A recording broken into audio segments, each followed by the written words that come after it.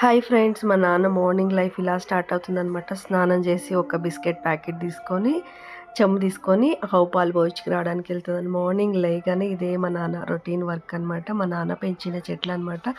ఈ సపోటా చెట్టు, తామరపూ చెట్టు, పవర్ ప్లాంట్స్, టెంకాయ చెట్టు, ప్రతి ఒక్క చెట్టు నాన్న పెంచిందే. అందుకోసమే నాన్న బెంగళూరుకి రావాలంటే అస్సలు ఇష్టం ఉండదు. ఇలాంటి నేచర్ వదిలి ఎవరు వస్తారనేసి చేయగట్టుకొని నిదానంగా వెళ్తున్నారు. కుక్కలు మాత్రం రాలేదనమాట. ఈరోజు అర్లీగా లేచారు బయటికి వెళ్ళాలనేసి.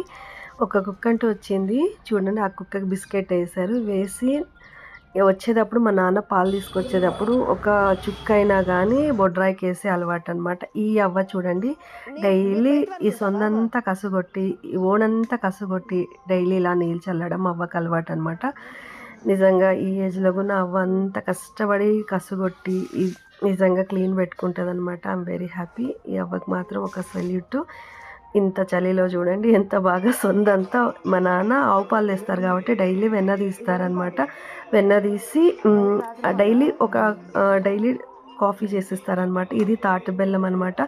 ఈ తాటి బెల్లంలోనే అన్ని చెక్క, లవంగాలు, అలాగే యాలక్కులు, సొంటి అన్నీ ఉంటాయన్నమాట. నెక్స్ట్ కాఫీ పెట్టేసి వచ్చి అమ్మకంటూ ఫస్ట్ లేయంగానే జడేసుకునే అలవాటు అనమాట.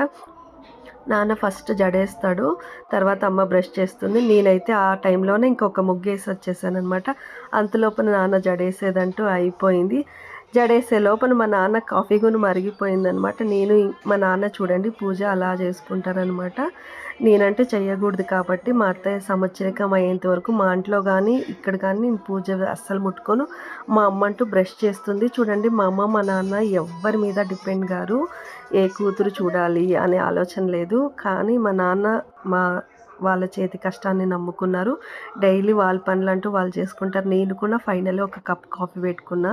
మా అమ్మకైతే పారాలిసిస్ వచ్చి 7 years అయిందనమాట. ఆమెనంతా టేక్ కేర్ చేసేదే మా నాన్న. మేమంటూ ఏం లేదు.